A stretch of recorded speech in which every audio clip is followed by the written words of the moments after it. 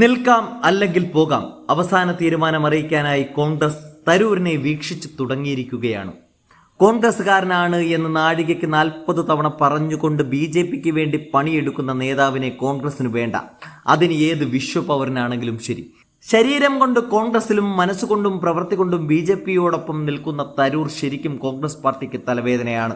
അതിനിടയിൽ തരൂർ കോൺഗ്രസിൽ നിന്ന് പോയി BJPയിൽ ചേരും, അതുവഴി കേന്ദ്രമന്ത്രി സ്ഥാനവും കിട്ടുമെന്ന തരത്തിൽ അഭ്യൂഹങ്ങൾ പരക്കുന്നതിനിടയിലാണ് രണ്ടും കൽപ്പിച്ച് AICC രംഗത്തെത്തിയിരിക്കുന്നത്.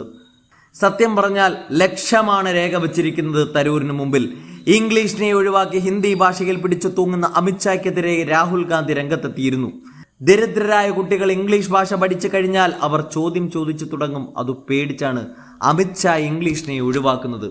എന്നാൽ പ്രതിപക്ഷ നേതാവായ രാഹുൽ ഗാന്ധി പറഞ്ഞു, നാവെടുക്കും മുമ്പേ തരൂർ ലോക നേതാക്കളോട് പോലും മോദി ഹിന്ദിയിലാണ് സംസാരിക്കുന്നത് എന്ന ആന മണ്ടത്തരം ന്യായീകരിച്ച് രംഗത്തെത്തുകയായിരുന്നു. കോൺഗ്രസ് എന്തു പറയുന്നോ അതിന് നേരെ വിപരീതം പാർട്ടിക്കുള്ളിൽ നിന്നും പാർട്ടിയെ കുഴിവെട്ടി മൂടുന്ന ഒറ്റുകാരനായി തരൂർ മാറുമ്പോൾ ഏറെ ഭരണ പാരമ്പര്യമുള്ള കോൺഗ്രസിന് തരൂരിനെ ചുമന്ന് നടക്കേണ്ടുന്ന കാര്യമില്ല. അതുകൊണ്ട് തന്നെ അവസാന തീരുമാനം അറിയിക്കാനും കോൺഗ്രസ് ഒരു കൂടിക്കാഴ്ചയ്ക്ക് ഒരുങ്ങുകയാണ്. ഞാൻ ഇപ്പോഴും എപ്പോഴും കോൺഗ്രസ്കാരനാണ് എന്ന് പറയുന്ന ശശി തരൂർ, ഒരു കാരണവശാലും BJPയിൽ ചേരില്ലെന്ന് പറയുന്ന ശശി തരൂർ ഇപ്പോൾ ചെയ്തുകൊണ്ടിരിക്കുന്നത് ശരിയാണോ എന്നുള്ളതാണ് പ്രധാനപ്പെട്ട ചോദ്യം. അത് ശരിയാണെന്ന് സ്വയം വിലയിരുത്തി ശശി തരൂരിനെ തിരുത്താനുള്ളത് കൂടിയാണ് കൂടിക്കാഴ്ച. തിരുത്താനും കോൺഗ്രസിനൊപ്പം നടക്കാനും തരൂർ തയ്യാറായാൽ തരൂർ പ്രധാന കോൺഗ്രസ് നേതാവായി തുടരും. ഇല്ലെങ്കിൽ ഇന്ത്യൻ രാഷ്ട്രീയത്തിലെ സ്ഥിരം വിവാദ നായകനായി മറ്റൊരു സുബ്രഹ്മണ്യം സ്വാമിയായി തരൂർ മാറും. ഏതായാലും തന്നെ കാണാൻ നേതൃത്വം കൂട്ടാക്കുന്നില്ല എന്ന് പറയുന്ന ശശി തരൂർ കോൺഗ്രസ് പ്രസിഡന്റ് മല്ലികാർജുൻ ഖാർഗെയുമായും രാഹുൽ ഗാന്ധിയുമായും കൂടിക്കാഴ്ച നടത്താനായിരുന്നു ശ്രമം. ഇന്നലെയും കൂടി അദ്ദേഹം കൂടിക്കാഴ്ചയ്ക്ക് അനുമതി തേടിയിരുന്നു. എന്നാൽ കൂടിക്കാഴ്ചയ്ക്ക് സമയം ലഭിച്ചിരുന്നില്ല. ശശി തരൂർ ഇന്നലെ റഷ്യയിലേക്ക് പോയിരുന്നു. ഇനി റഷ്യയിൽ നിന്ന് തിരിച്ചെത്തിയ ശേഷമായിരിക്കും തരൂർ കോൺഗ്രസ് കൂടിക്കാഴ്ചയ്ക്ക് സാധ്യതയെന്നാണ് റിപ്പോർട്ട്.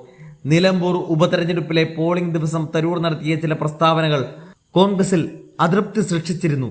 എങ്കിലും ശശി തരൂർ വിവാദം ചർച്ചയാക്കേണ്ട എന്നും പ്രസ്താവനകൾ ഗൗരവമായി കാണേണ്ട എന്നുമായിരുന്നു ഹൈക്കമാൻഡ് തീരുമാനം. തരൂരിന് ചർച്ച ചെയ്യണമെങ്കിൽ തടസ്സമില്ലെന്നും നേതാക്കൾ തീരുമാനിച്ചിരുന്നു. തരൂരിന്റെ നിലപാടുകൾ പാർട്ടി നിലപാടായി കാണേണ്ടതില്ല എന്നും അതിനാൽ നടപടി എടുക്കേണ്ടെന്ന സാഹചര്യമില്ലെന്നുമാണ് പാർട്ടി വിലയിരുത്തൽ.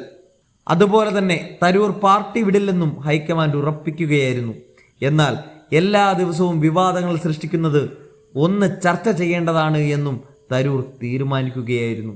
നിലമ്പൂരിലേക്ക് തന്നെ ആരും ക്ഷണിച്ചില്ലെന്നും മിസ് കോൾ പോലും ലഭിച്ചില്ലെന്നുമായിരുന്നു നിലമ്പൂർ ഉപതെരഞ്ഞെടുപ്പ് ദിവസം ശശി തരൂരിന്റെ പ്രതികരണം.